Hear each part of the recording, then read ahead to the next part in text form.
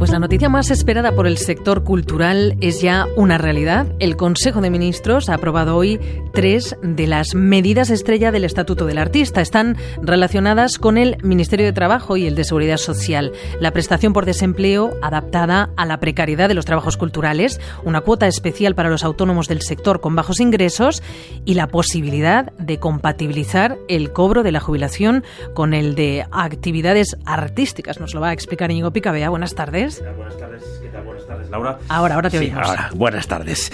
3 medidas que adaptan normas laborales de los años 80 a la singularidad del trabajo cultural, a su carácter intermitente. La prestación especial por desempleo solo tiene un precedente y es extraordinario. Se aprobó en el confinamiento por la COVID. Ahora se queda y quienes la necesiten podrán acceder a ella por una de estas 2 vías. Lo explicaba Yolanda Díaz, vicepresidenta segunda y ministra de Trabajo. Un sistema de cotización muy dúctil, con 60 días de cotización en un plazo de 18 meses, podrán acceder a una prestación de desempleo por un total de 120 días. O pueden elegir un sistema que minora la necesidad de cotizaciones a 180 días, a diferencia del régimen ordinario, en un plazo de 6 años. Y dependerá de lo cotizado si la prestación alcanza el 100 o el 80% del IPREM, que es el índice de referencia en España para calcular las ayudas y los subsidios en función de los ingresos. La medida sobre los autónomos de la cultura con bajos ingresos era un punto, Íñigo, destacado pendiente. Sí, también había que esperar al acuerdo general para reformar el régimen de autónomos. Con esto resuelto, el Gobierno fija esos bajos ingresos en 3.000 euros anuales o menos. Quienes en la cultura estén en esa situación tendrán una cuota mensual de 161 euros que podrá ser de pago trimestral. El Estatuto del Artista es un texto de aplicación gradual, lo hemos explicado varias veces, y la compatibilidad de la jubilación y los derechos de autor fue de lo primero que se aprobó en 2019. Ahora, la jubilación también será compatible con ingresos como dar una conferencia o presentar un libro. Estas medidas son aplicables tanto al personal artístico como al técnico, afirma el Gobierno, al que le queda, por cierto, tarea para completar el Estatuto del Artista. Lo de hoy no es todo. La Ley de Enseñanzas Artísticas, por ejemplo, y además se crean estas 2 comisiones de estudio. Una para el estudio de las enfermedades profesionales del sector cultural y otro también para el estudio profundo de la intermitencia. Bueno, ya sabemos que las comisiones llevan su tiempo, estaremos pendientes de sus resultados. Reconocía Yolanda Díaz que la negociación ha sido compleja, lo ha sido, entre ministerios y también con el sector cultural. En Radio Nacional de España hemos sabido que el último encuentro se celebró solo la semana pasada. Íñigo, no te marches porque vamos a explicar esto aún mejor. Para sacar adelante estas medidas, el Gobierno ha mantenido varias reuniones, como tú decías, con representantes del sector. Se sentaron a la mesa la Unión de Músicos, la Confederación de Artistas Trabajadores del Espectáculo, la Unión de Actores y Actrices y el Sindicato de Guionistas ALMA. Y nos acompaña su presidente, Carlos Molinero. Buenas tardes, Carlos. Hola, buenas tardes. Carlos, aún no tenemos el texto, solo lo que ha explicado la vicepresidenta segunda y ministra Yolanda Díaz tras el Consejo de Ministros. Lo que nos acaba de explicar Íñigo, decíamos que era una de las noticias del año en el mundo de la cultura. ¿Lo es? ¿Cumple por ahora este anuncio las expectativas que tenéis? Hombre, yo creo que esto es como el pilar sobre el que construir una casa que era fundamental para el sector, pero ya es como que esa casa va a existir, porque ha sido muy complicado hacer entender a gente técnica de Hacienda y de la Seguridad Social que es esto de la intermitencia, cómo trabaja un guionista, cómo tú un año puede irte muy bien y al año siguiente estar en casi la miseria. Y yo creo que al final ha sido un curro por las 2 partes, como con intención de solucionar algo. Yo creo que sí, que hay algo como que ya está en marcha, que es genial, vamos. ¿Os habéis sentido escuchados en esa negociación? Porque recordabas que los técnicos, incluido el ministro Escrivá, recuerdo que dijo una vez que esto todo le pillaba por sorpresa a un técnico como él.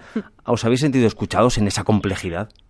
Sí, yo creo que sí, que bueno, como siempre esta cosa que tiene que tener un buen guión, como puntos de giro, que parecía que todo estaba entendido y de repente era, pues es un susto, sorpresa, punto de giro y otra vez a contar las cosas, pero yo creo que sí había como voluntad de entendernos y cuando ocurrió rollo que fue de la anterior junta que estaba el presidente Alberto Macías de Alma, que fue con eso explicarlo, yo creo que fue de las pocas veces que todos los grupos parlamentarios estaban diciendo, venga, vamos a arreglar esto y escuchándonos, que era una cosa como prodigiosa que no sé si se ha vuelto a ver.